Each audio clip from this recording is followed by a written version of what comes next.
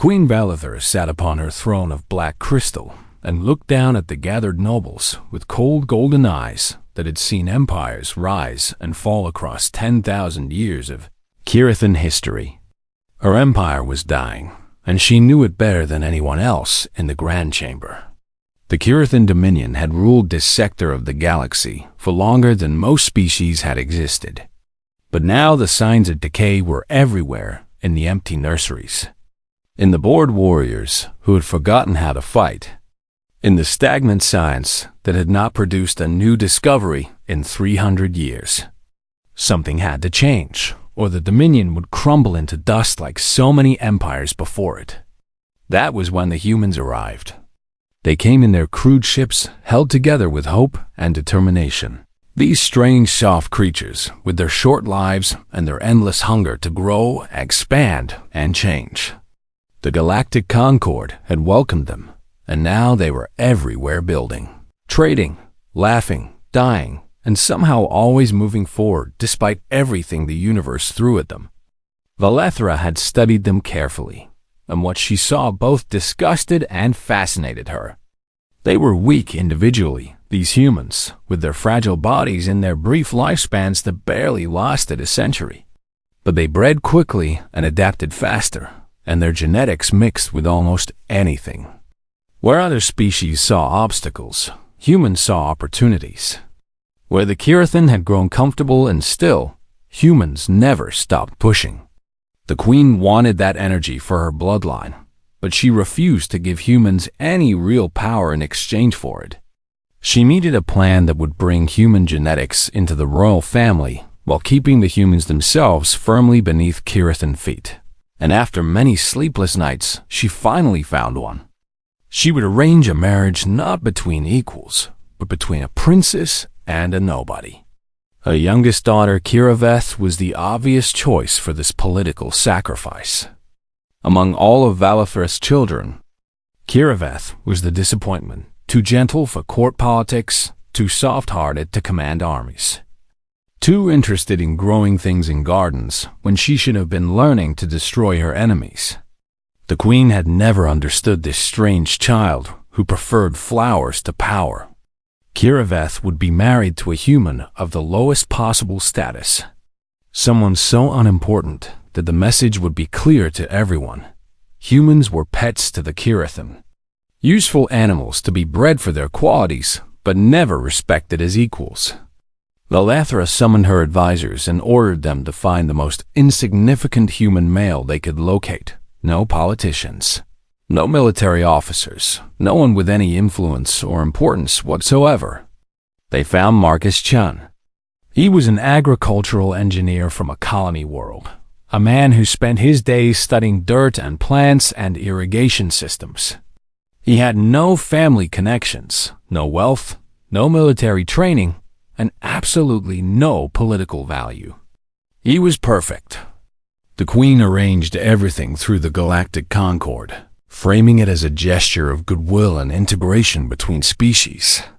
The human government, desperate for legitimacy among the older races, agreed immediately without asking too many questions about why a Kirithan princess was being married to a farmer. When Kiraveth learned of the arrangement, she came to her mother's private chambers with fury burning in her violet eyes. "You cannot do this to me," she said, her voice shaking with rage and humiliation. "I am a princess of the Dominion, and you would give me to some human dirt digger like I'm property to be traded."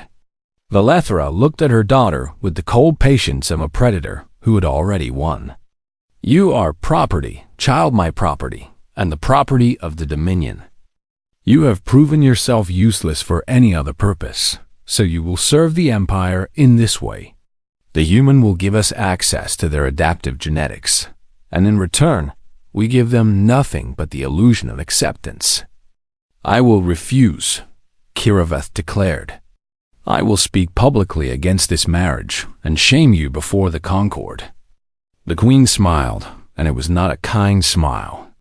"Then your servants will be executed for your disobedience, all 47 of them, including that old gardener you are so fond of. Their blood will be on your hands, not mine, and everyone will know that Princess Kiraveth killed her own household rather than serve her people. Kiraveth went pale beneath her dark blue scales. She knew her mother was not bluffing, and she knew she could not let innocent people die for her pride. The servants had been kind to her when no one else in the palace cared, and she could not sacrifice them. "I will do as you command," she whispered, defeated. "Of course you will," the queen replied. "You will be sent to Colony Veth 7, a minor agricultural world on the edge of our territory. You will live there with your human husband, far from court, far from power, far from anything that matters.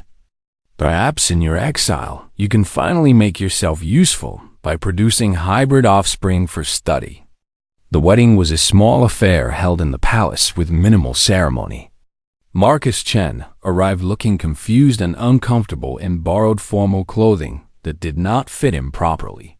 He was average in every way that the Kirathan measured worth average height for a human. Average appearance, average everything. Nothing about him suggested he was anything special at all. Kiraveth refused to look at him during the ceremony. She spoke her vows in a voice empty of emotion, and when the ritual required her to touch his hand, she did so with obvious disgust. This human was her punishment, her exile, her humiliation made flesh, and she hated him before she even knew his name. Marcus said nothing throughout the entire ceremony except the words required of him. If he was hurt by his new wife's contempt, he did not show it.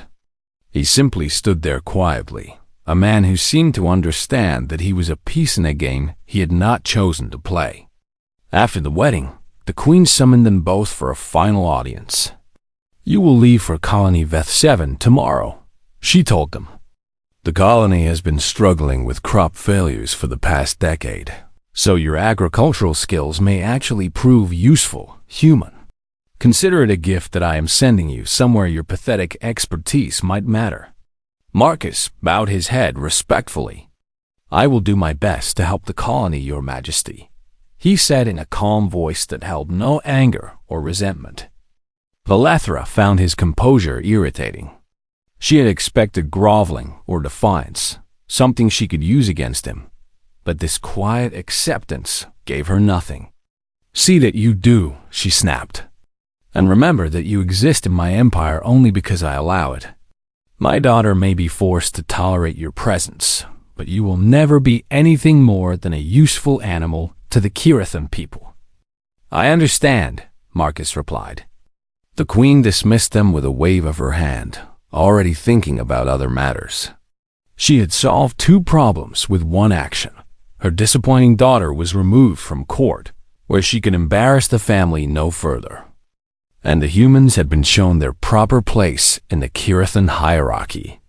The marriage would produce hybrid children for genetic study, and if Kiraveth was miserable in her exile, that was simply the price of being born weak in a strong family. As Kiraveth and Marcus walked away from the throne room, the princess finally spoke to her husband for the first time. "I want you to know that I will never accept this marriage," she said coldly. "You are here because my mother wished to humiliate me, and I will not pretend otherwise. Stay out of my way, do your farming work, and we will both survive this arrangement." Marcus looked at her with brown eyes that held something she did not expect, not anger, not self-pity, but something that almost looked like understanding. "I did not choose this either, princess," he said quietly. "But we are both stuck in this situation now, so perhaps we should focus on making the best of it rather than making each other miserable." Kiraveth stared at him in shock. No one had ever spoken to her so directly, without fear or submission or political maneuvering. For a moment she did not know how to respond. "Just stay out of my way," she repeated, and walked ahead of him toward their transport ship. Marcus watched her go with a thoughtful expression on his face. He was a patient man who had spent his life coaxing growth from reluctant soil, and he recognized wounded pride when he saw it. This princess was not cruel by nature, He suspected she was simply hurt and afraid and striking out at the nearest target. He had worked with damaged things before, and he knew that healing took time. As their ship lifted off from the Kirithan homeworld and headed toward the distant colony that would be their new home, Queen Valithera watched from her tower window with satisfaction.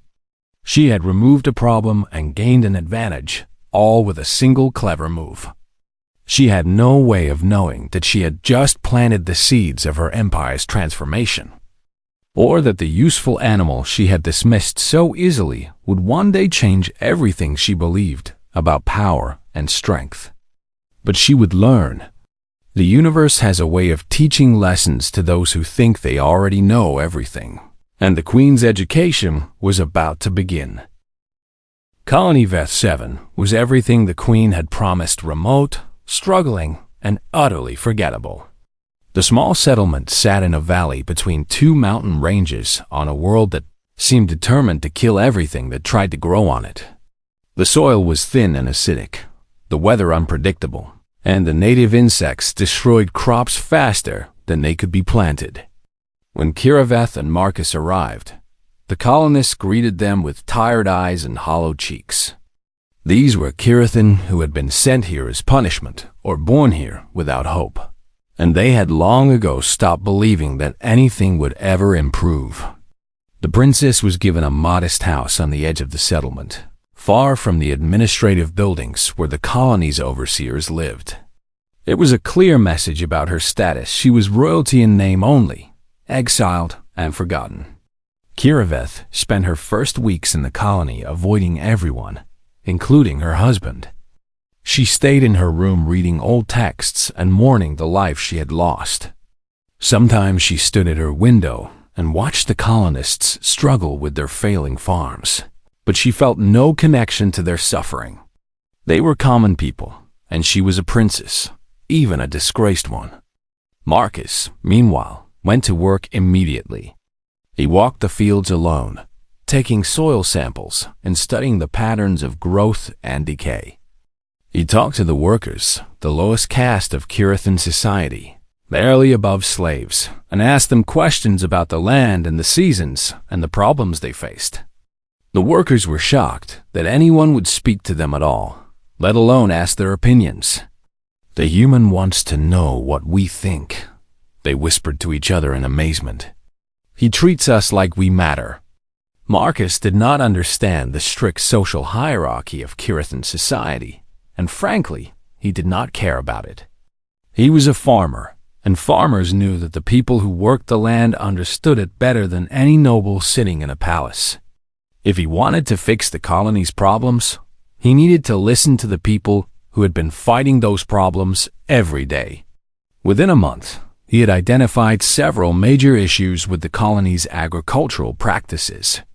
The Kirithan had been using the same farming methods they used on their homeworld, but Veth 7 was not their homeworld. The soil was different, the weather was different, and what worked in one place did not work in another. Marcus introduced crop rotation, a simple technique humans had used for thousands of years. Instead of planting the same crops in the same fields until the soil was exhausted, he showed them how to rotate different plants through different areas, letting the land recover and rebuild its nutrients. The overseers laughed at his primitive methods. "We have had spaceflight for 10,000 years, the chief overseer told him dismissively. "You think we do not know how to grow food better than some human dirt digger?" But the workers listened, and they tried his methods in small hidden plots where the overseers would not notice. The results were remarkable. Within one growing season, those small plots were producing twice as much food as the official fields. The workers began to share the knowledge quietly among themselves, and soon more and more land was being farmed the human way. Marcus also noticed something else that troubled him deeply: the treatment of the worker caste. These Kirithan were legally the property of the colony, bound to the land by contracts their ancestors had signed generations ago. They worked from dawn to dusk with barely enough food to survive, and their children were born into the same bondage with no hope of escape. He started eating his meals with them, sharing his food when he had extra. At first they were terrified, certain this must be some kind of trap or test. But Marcus kept coming back day after day, sitting with them in their simple shelters, learning their names and their stories and their dreams. He learned that they were not so different from humans. They loved their children. They mourned their dead. They hoped for better futures they knew would never come. The only difference was that Kirathan society had decided they were less than people. Kiraveth watched all of this from her window with growing confusion.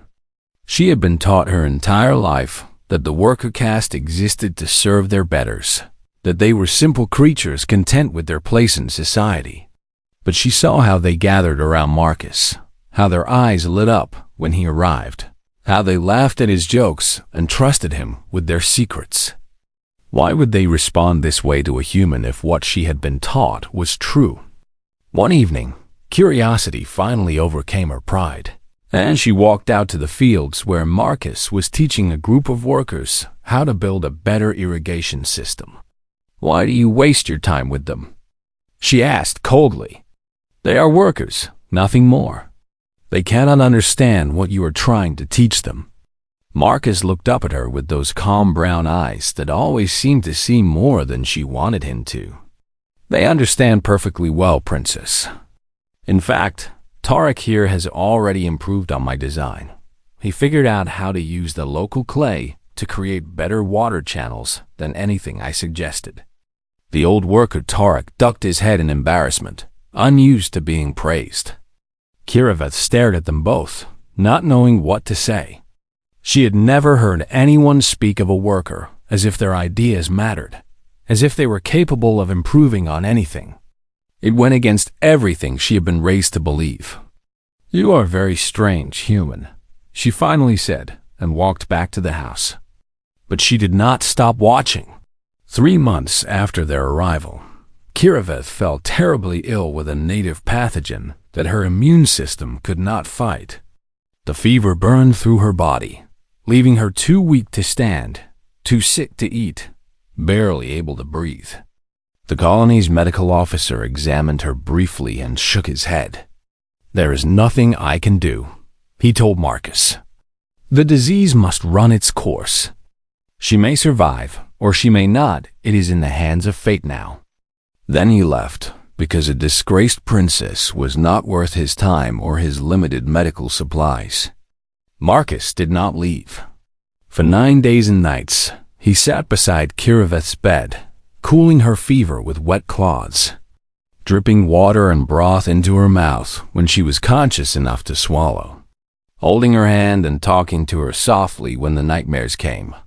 He barely slept, eating only when the workers brought him food and insisted he take a few bites.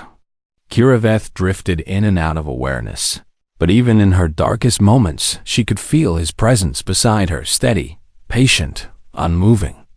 No one had ever stayed with her like this, not even her own family. When she was sick as a child, servants tended to her while her mother attended to important matters of state. But this human stayed. On the 7th day, when the fever was at its worst and Kiraveth was certain she was dying, she opened her eyes and saw Marcus still sitting there, his face gray with exhaustion, but his hand still holding hers. "Why?" she managed to whisper through cracked lips. "Why do you stay? I have been cruel to you." Marcus smiled gently, and there was no anger or resentment in his expression. "People are not fixed things, Princess," he said softly. "We change and grow, sometimes in ways we never expected. Cruelty is usually just pain wearing armor, and I think you have been in pain for a very long time." Kiraveth felt something crack open inside her chest, some wall she had built around her heart beginning to crumble. She started to cry, and she did not know if it was from the sickness or the shock of having someone finally see her not the disappointing princess, not the exiled daughter, but the scared and lonely person underneath. Marcus said nothing more, just held her hand while she wept. On the 9th day, the fever finally broke. Kiraveth woke up weak but alive, And the first thing she saw was Marcus asleep in the chair beside her, his head resting on the edge of her bed. She watched him sleep for a long time. This strange human, who had showed her more kindness in 9 days than she had received from her own people in her entire life. Something had changed inside her, something fundamental and irreversible. When Marcus woke, he found the princess looking at him with eyes that no longer held contempt or cold distance. "Thank you," she said simply. "I do not know how to repay what you have done for me." Marcus stretched his tired muscles and smiled. "You could start by getting out of bed and helping me with the harvest. The workers have done amazing work while you were sick, and there is going to be more food this season than the colony has seen in years. We could use every pair of hands." Kiraveth should have been offended by the suggestion that a princess work in the fields like a common laborer. But somehow, she was not offended at all. "Show me what to do," she said. And so the princess of the Kirathan Dominion walked out into the fields for the first time in her life, and she began to learn what it truly meant to grow something with her own hands. She learned the names of the workers, just as Marcus had. She learned their stories and their struggles and their quiet courage. She learned that they were people, real people, with hopes and fears and dreams, and that everything she had been taught about them was a lie. Word began to spread to other colonies about what was happening on Veth 7. They spoke of the human who had transformed the failing farms, of the princess who worked beside the lowest caste without complaint, of the strange new methods that produced abundance from barren soil. Some called it madness. Others called it hope. And far away in her palace, Queen Valithra began to receive reports that 3 years had passed since the wedding that was meant to destroy Kiraveth, and in that time, everything had changed. The princess who had arrived at Colony Veth 7 as a broken and bitter exile no longer existed. In her place stood a leader confident, compassionate, and absolutely transformed in every way that mattered. She walked through the colony each morning without guards or ceremony, greeting workers and farmers and children by name. Her violet eyes, once cold with noble arrogance, now sparkled with genuine warmth. She had learned to laugh freely, a sound so rare in her old life that she had almost forgotten she was capable of making it. And she loved Marcus Chun with a fierce and boundless devotion that surprised them both. It had grown slowly, that love built through countless small moments of kindness and understanding and shared purpose. Marcus had never demanded anything from her, never pushed her to change faster than she was ready to change. He simply showed her a different way of seeing the world and let her discover the rest for herself. She remembered the exact moment she realized she loved him. They had been working together in the fields during a sudden rainstorm, trying to protect the young plants from being destroyed. Marcus was covered in mud, his human body shivering with cold, but he kept working with that stubborn determination she had come to admire so deeply. "You should go inside," she had told him. "You will get sick again." Marcus had grinned at her through the rain. "These plants need our help right now, and I can be warm later. Besides, you are still out here working. Do you think I would leave you alone?" Such a simple thing to say, and yet it struck her heart like lightning. He would not leave her alone. Not for comfort, not for safety, not for anything. This human who had been given to her as a punishment had become the most important person in her life, and she could not imagine existing without him. That night she told him she loved him, and the joy in his eyes was worth all the suffering that had come before. Their marriage, which had begun as a political humiliation, became something real and beautiful. The colony changed with them. Kiraveth used her position as princess, even a disgraced one, to abolish the servant contracts on Veth 7. She declared that workers were now free citizens with rights and protections under her authority. The overseers protested, but Kiraveth had learned something important from watching Marcus. Real power came not from fear, but from loyalty, and the workers would follow her anywhere. Other colonies heard what she had done. At first, it was just whispered rumors, stories of a princess who freed her workers and worked beside them in the fields. But the whispers grew into conversations, and the conversations grew into demands. Colony after colony sent messages to Kira Veth, asking her to extend her authority over them. They wanted what Veth 7 had: freedom, dignity, hope. Within 2 years, 12 colonies had sworn loyalty to the exiled princess and her human husband.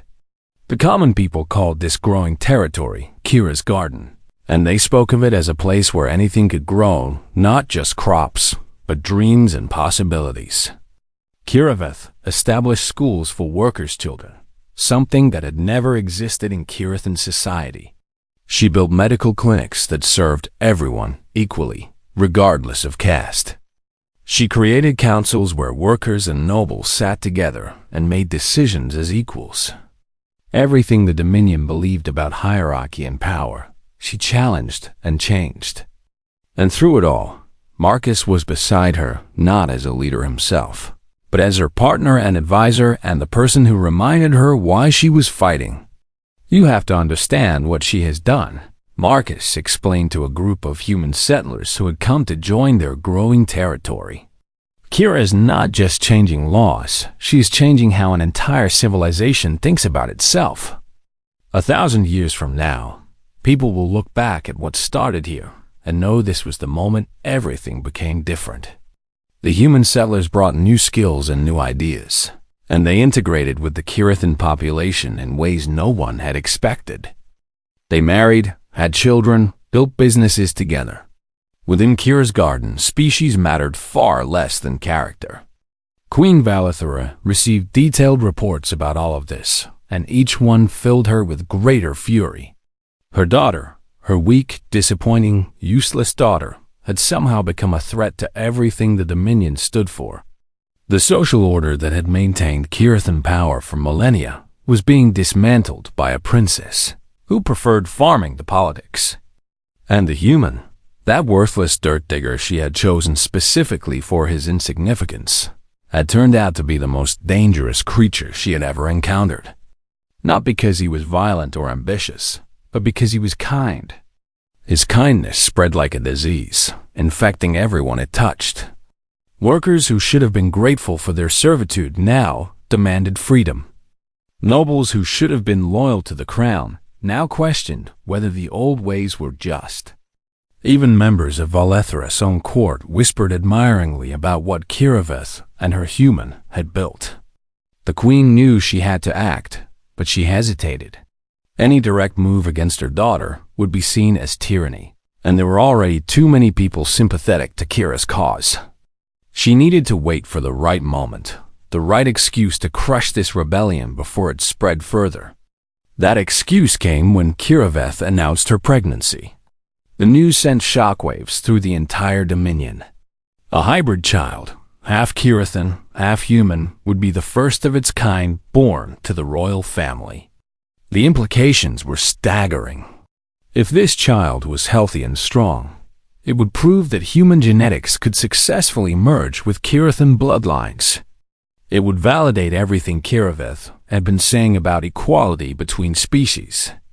And someday, that child might have a claim to the throne itself. Queen Valithera saw her opportunity at last. She sent a formal summons to Kira Veth, demanding that the princess return to the homeworld immediately. The official reason was concern for her daughter's health during pregnancy, a desire to have the best royal physicians attend to her. The real reason was far darker. Valethera planned to separate Kira Veth from her human husband permanently, to take control of the pregnancy and ensure that any hybrid offspring would be raised properly, meaning raised to serve the Dominion's interests, not challenge them. And if complications were to arise during the birth, complications that tragically claimed the lives of both mother and child, well, such things happen sometimes. Kira Veth received the summons and understood immediately what it really meant. She gathered her closest advisors, a mix of freed workers, human settlers, and the few nobles who had joined her cause, and shared the message with them. My mother wants me dead, she said bluntly. She has tolerated my rebellion while it seemed small and distant, but this pregnancy has forced her hand. If I return to the homeworld, neither I nor my child will survive. The room erupted in angry voices. You cannot go, Marcus said firmly, his hand resting protectively on her belly. We will protect you here, on our own ground. And what then? Asked old Tark, who had become one of Kiraveth's most trusted counselors. The Queen will send warships. She will burn our colonies and kill everyone who has followed the princess. She cannot let this challenge to her authority stand. Then we fight, said a young human woman named Elena, who commanded the small defense force they had assembled. We have ships, weapons, people willing to die for what we have built here. And we will lose, Kiraveth said quietly. My mother has the full military might of the Dominion at her command. We have a handful of converted cargo ships and farmers with hunting rifles. In a direct battle, she will destroy us completely. The room fell silent as they confronted this terrible truth. But Marcus was thinking, his eyes distant with concentration. We cannot win a military battle, he said slowly. But maybe we do not need to. Kira, your mother sent you here because she thought you were weak. She chose me because she thought humans were insignificant. She has been wrong about everything, and she is still wrong about the most important thing of all. What do you mean? Kiraveth asked. Marcus smiled, and there was something fierce in his usually gentle expression. She thinks power comes from warships and threats. But real power-lasting power comes from what people believe in. Your mother may control the military, but you control something far more important: hope.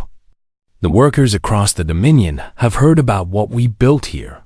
They dream of freedom, even if they are afraid to say it out loud.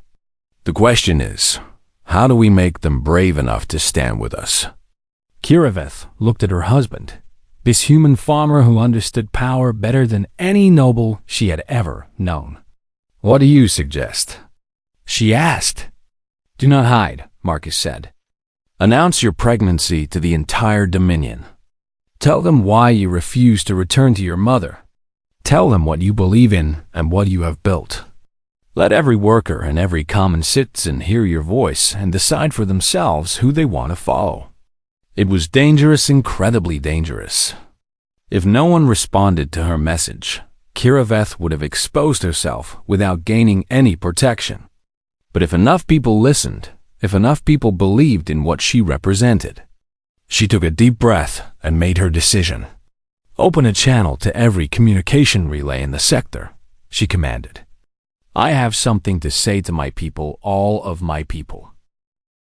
Queen Valethra raged through her palace like a storm made flesh. She shattered ancient vases against walls. She tore down tapestries that had hung for millennia. She screamed at her advisors until their faces went pale with terror. 37 colonies had defected to her daughter in a single night, and more were wavering. The worker castes were whispering about freedom. Noble houses were questioning the wisdom of antagonizing a princess who had somehow become the most popular member of the royal family. Her clever plan had become the greatest disaster in Dominion history. Send a fleet, she commanded her military council. Send my son Vorath with every warship we have. I want those rebel colonies burned to ash and my daughter brought back in chains. Crown Prince Vorath stood before his mother and tried to hide his uncertainty. He was the eldest of her children, bred and trained to be a warrior, and he had never questioned his mother's commands. But this was different. He was being asked to make war on his own sister, to kill thousands of Kirithan citizens whose only crime was wanting better lives. Mother, perhaps we should consider negotiation, he said carefully. Kira's demands are not unreasonable. If we offered some reforms, showed willingness to compromise. Compromise? The Queen's voice cracked like a whip. You want me to compromise with a traitor who has spat on everything our civilization stands for? You want me to negotiate with a princess who married human filth and is now carrying its hybrid spawn in her belly. This is not about politics, Vorath. This is about the survival of everything we are. Vorath lowered his head in submission. I will do as you command, Mother. See that you do, Valethra hissed. Bring me my daughter alive, if possible. She may still be useful as a hostage. But the human must die. He is the source of this infection, and we must cut him out before he spreads any further. The war fleet assembled within days.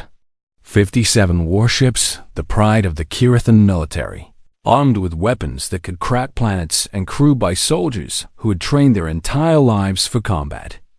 Against them, the rebels had nothing but converted cargo vessels and desperate courage. As the fleet entered hyperspace toward the rebel territories, something strange began to happen. The soldiers, despite their training and discipline, could not stop watching the broadcasts coming from Kira's garden. The princess had not stopped speaking to the people, and her words reached even the military vessels that were coming to destroy her. They saw footage of workers laughing with their children, something that never happened in the proper colonies. They saw humans and Kirithan building homes together, sharing meals together, treating each other as family. They saw a pregnant princess with dirt under her claws, helping to plant crops alongside people who should have been her servants.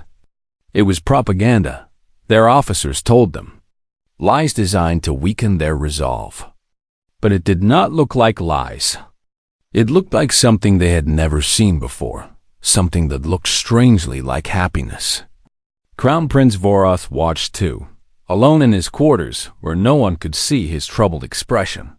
He had been raised to believe that the social order was sacred, that workers existed to serve and nobles existed to rule, that any deviation from this hierarchy would lead to chaos and collapse. But the images from Kira's garden showed no chaos. They showed abundance and cooperation and people who seemed genuinely content. What if everything he had been taught was wrong? He pushed the thought away. He had his orders, and he would follow them. The fleet emerged from hyperspace at the edge of the rebel territory and began its advance toward the colony where Kiraveth was sheltering. What they found waiting for them was not what they expected. Instead of warships preparing for battle, they found a fleet of cargo vessels, dozens of them, maybe hundreds, flying directly toward the Kirithan formation. They were broadcasting no weapon signatures, no hostile intentions. They were simply flying forward, completely vulnerable, completely defenseless. What is this? Vorath demanded. Some kind of trap? His tactical officers scanned the approaching ships frantically. No weapons detected, Your Highness. They appear to be standard cargo vessels carrying agricultural supplies. Medical equipment? They are hailing us. On screen, the main view screen flickered, and Marcus Chun appeared. He looked tired, the weariness of someone who had been fighting a desperate battle with no real hope of winning. But his eyes were steady, and his voice was calm. Crown Prince Vorath, he said. My name is Marcus Chun. I am told you have come to kill me and capture your sister, and I cannot stop you. Your weapons can destroy all of these ships in minutes, and we both know it. Vorath stared at the human, confused by this direct acknowledgement of weakness. Then why are you here? He demanded. Why not run or hide? Because I wanted to talk to you first, and to your soldiers. Marcus paused and took a deep breath. Your mother chose me because I was nobody important. She thought a human farmer could never threaten the Dominion, could never be anything but a useful animal. She was wrong about me, and she is wrong about you. Watch your tongue, human. You speak of the Queen. I speak truth, Marcus replied simply. Your Highness, I have spent the last 3 years learning about your people. And do you know what I discovered? I discovered that Kirithan are not so different from humans. You love your families. You dream of better futures. You want your lives to have meaning. The only difference is that your society tells you to ignore those feelings, to pretend they do not matter. Vorath's hand hovered over the weapons console. He should end this conversation immediately. He should blast these cargo ships out of space and complete his mission. But something held him back, some small voice that whispered he should listen just a little longer. "These ships behind me are carrying gifts for your fleet," Marcus continued. "Food, medicine, supplies, things we grew ourselves in Kira's garden. We want you to have them whether you destroy us or not. Because that is how we believe power should work, not through threats but through generosity, not through fear but through hope." "You think gifts will stop a war?" Vorath asked, genuine disbelief in his voice. "No," Marcus admitted. "I think you will probably destroy us anyway. But your soldiers have been watching our broadcasts for days now. They have seen how we live, what we believe, what we are building. And I want to ask them a question. I want to ask all of you a question." He looked directly into the camera, speaking now to every soldier watching on every ship. "What do you want your lives to mean? Do you want to be remembered as the people who burned the only place in the Dominion where workers are treated as equals? Do you want to tell your children that you destroyed the only territory where humans and Kirathan live together in peace? Or do you want to be part of something better, something that your descendants will be proud of?" The bridge crew shifted uncomfortably. Vorath looked at his officers and saw doubt in their eyes, doubt and something else, something that looked terrifyingly like hope. "You cannot win a battle against us," he said to Marcus, but his voice lacked conviction. "You are absolutely right," Marcus agreed. "But sometimes the most important victories have nothing to do with weapons. Your Highness, I am going to tell you something that your mother will never understand. Kira loves you. She talks about you all the time, the brother who taught her to ride when she was young, who protected her from the older siblings who were cruel to her. She does not want to be your enemy." Something flickered across Vorath's face, a memory, perhaps, of the gentle little sister he'd once known before court politics had driven them apart. "The Kira I knew is gone," he said, "changed by your human influence." "No," Marcus said softly. "She has not changed. She has become more herself, more the person she always wanted to be. The cold princess you remember was wearing armor to survive in a world that hurt her. I just helped her take that armor off." There was a long silence on the bridge. The weapons officers waited for orders. The tactical displays showed the cargo ships still approaching, still vulnerable, still broadcasting nothing but offers of peace. "Sir," one of the junior officers said hesitantly, "we have intercepted communications from the other ships in our fleet. The crews they are asking what we are going to do. Some of them are saying they do not want to fire on unarmed vessels." Vorath closed his eyes. He thought about his mother's rage, her absolute certainty that the old ways were right. He thought about his training, his duty, everything he had been taught about loyalty and obedience. And then he thought about those images from Akira's garden workers smiling, children playing, a princess with dirt on her claws looking happier than he had ever seen her in the palace. "Open a channel to my sister," he said quietly. His officers exchanged shocked glances, but they obeyed. Kiraveth appeared on the screen, her belly rounded with pregnancy, her eyes bright with unshed tears. "Brother," she said. "Sister," he replied. They looked at each other across the void of space, separated by years and politics and everything their mother had tried to make them. "I do not know if what you are doing is right," Vorath admitted. "I do not know if your way is better than the old ways. But I know that I cannot murder you and your people for wanting something different." The tears spilled down Kiraveth's face. "What will you tell Mother?" Vorath smiled bitterly. "The truth, that I arrived to find a situation more complex than expected. That military action would asterisk. The throne room of the Kirathan Dominion had never felt so cold. Queen Valithra sat upon her black crystal throne, and watched the delegation approach, her golden eyes blazing with barely contained fury. She had imagined this moment many times over the past weeks, planning the cruel words she would speak, the punishments she would inflict.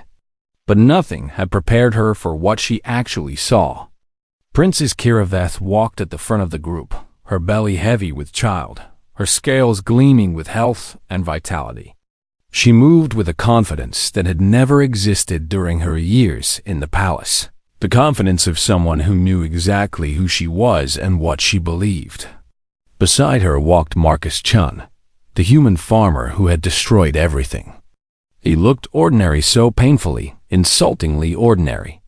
No special strength, no visible power, nothing that explained how this simple creature had managed to overturn the foundations of an empire. He held Kiraveth's hand gently, his brown eyes calm and watchful. Behind them came Crown Prince Vorath, his expression troubled but determined. And behind Vorath came representatives from 64 colonies, 3 human governments, and a delegation from the Galactic Concord itself. The Queen had not wanted to grant this audience, but she no longer had the power to refuse. In the weeks since Vorath's fleet had stood down, the situation had spiraled beyond her control. Colony after colony had defected to Kira's garden. Noble houses that had served the crown for thousands of years were suddenly demanding reforms. Her military was splitting between those loyal to the old ways and those who dreamed of something new. And the Galactic Concord, those meddling aliens who loved to lecture about rights and dignity, had formally recognized Kira's garden as an autonomous territory under Concord protection. Valethra could not crush the rebellion without destroying what remained of her empire. "Daughter," she said, her voice dripping with contempt, "I see you have brought your menagerie to visit." Kiraveth did not flinch. "Mother, I have come to discuss terms for a peaceful resolution to our conflict. The coalition behind me represents a majority of your outer territories and significant support among the core worlds. We do not want civil war, but we will not surrender our principles." "Principles?" The Queen spat. "You mean human principles. You have allowed this creature to poison your mind against your own people." "No," Kiraveth replied calmly. "Marcus did not poison me. He healed me. He showed me that there is more to life than cruelty and competition. He taught me that true strength comes from building, not from destroying." Valethra's claws dug into the armrests of her throne. "And what exactly do you want from me? Do you expect me to simply give away the empire my ancestors built over 10,000 years? To abandon everything that made the Kirathan great?" Marcus stepped forward, and the Queen's guards tensed with hands on their weapons. "Your Majesty," he said respectfully, "we are not asking you to abandon anything. We are asking you to recognize that there might be a better way, a way that preserves what is good about Kirathan culture, while letting go of what is harmful. The worker caste system has served your empire for millennia, but it has also caused tremendous suffering. Ending it would not destroy the Dominion, it would make it stronger." "You dare lecture me about my own empire?" Valethra demanded. "You, a dirt-farming nobody from a species that has not even existed for 100,000 years?" "I dare," Marcus said simply, "because I have seen what happens when people are given freedom and dignity. They do not collapse into chaos, they flourish. The colonies that have joined us are more productive than they ever were under the old system. Our people are healthier, happier, more creative. That is not poisoning your civilization, Your Majesty, that is healing it." The Queen was silent for a long moment. She looked at her daughter, at this stranger who had once been her obedient child. She looked at Vorath, her warrior son who had somehow become an advocate for peace. She looked at the representatives of 64 colonies who had chosen hope over tradition. And she felt something she had not felt in centuries, fear of being wrong. "You are asking me to accept that everything I have done, everything I have believed, was mistaken," she said, her voice suddenly quiet. Do you have any idea what that means? I have ruled this empire for 300 years. I have made decisions that shaped the lives of billions. If you are right, then all of that suffering was for nothing. Kiraveth moved closer to the throne, her eyes soft with something that looked impossibly like compassion. Mother, I am not asking you to admit you were wrong. I am asking you to help build something better. You are still the queen. Your knowledge, your experience, your wisdom could help guide this transition. We do not have to be enemies. You would forgive me? Valathra asked, genuine surprise in her voice. After I tried to have you killed? After I treated your husband as an animal? Cruelty is usually just pain wearing armor, Kiraveth said softly, repeating the words Marcus had once spoken to her. I think you have been in pain for a very long time, Mother. Ruling an empire alone, trusting no one, believing that love is weakness. That sounds like a terrible way to live. Something cracked in the Queen's expression. For just a moment, she looked old and tired and desperately lonely. What are your terms? She asked finally. The negotiation took 3 days.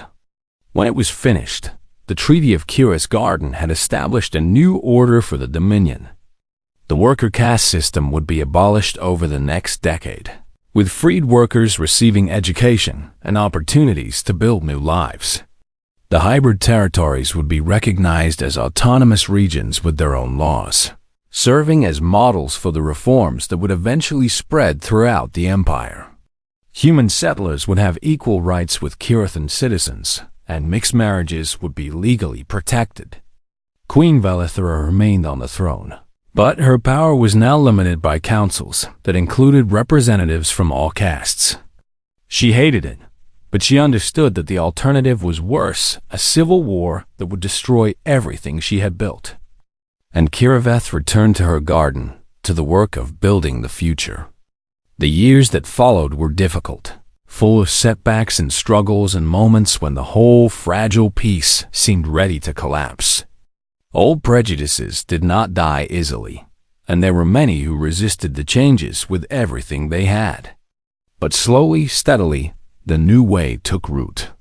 The first generation of freed workers built schools and businesses and farms. Their children grew up believing that they could be anything, achieve anything, become anything. Human and Kirathan communities intertwined until no one could remember exactly where one ended and the other began. And Kiraveth gave birth to a daughter, a beautiful, hybrid child with her mother's violet eyes and her father's gentle smile. They named her Lyra, and from the moment of her birth, she was raised to believe in both her heritages. She learned Kirathan history and human literature, alien science and human art. She grew up in a world where species mattered less than character, where power meant responsibility, where kindness was strength. When Lyra was 20 years old, the Galactic Concord declared Kira's Garden to be the most prosperous and stable region in the sector. When she was 50, she was chosen by a coalition of human and Kirathan citizens to lead the new unified territories. When she was 112, the old queen finally died.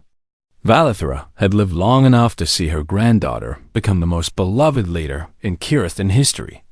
She had watched the empire she once ruled transform into something she barely recognized, something softer, stranger, and somehow stronger than anything she had built. On her deathbed, she called for Lyra. The young empress came immediately, kneeling beside her grandmother's bed with tears in her hybrid eyes. "Do you regret it, grandmother?" she asked. "The marriage you arranged for my mother." Valathra's mandibles clicked in bitter laughter. "Every single day," she whispered. "I wanted to diminish your mother with a human. I wanted to prove that his species was worthless. Instead, he made her more than she had ever been, more than I ever allowed her to be." She paused, gathering her fading strength. "That is the trouble with your father's species, child. They make everything they touch grow. I thought that giving your mother a human would destroy her. Instead, it saved her and destroyed everything I believed. She looked across the room to where Marcus Chun sat, gray-haired and aged, but still watching over his family with those steady brown eyes. "I chose the most insignificant human I could find," Valathra murmured. "And he turned out to be the most dangerous creature in the galaxy. Not because he was strong, but because he was kind. Kindness, what a ridiculous weapon. What an absurd thing to lose an empire to." She closed her eyes. "I regret everything, granddaughter. And somehow, impossibly, I am also grateful. You are the best thing I ever created, even if I created you by accident. Remember that when you rule, sometimes our worst decisions lead to our greatest gifts." Queen Valathra died that night, cursing human stubbornness with her final breath. Empress Lyra Shenkirath declared a day of mourning, and then declared a new holiday to follow it.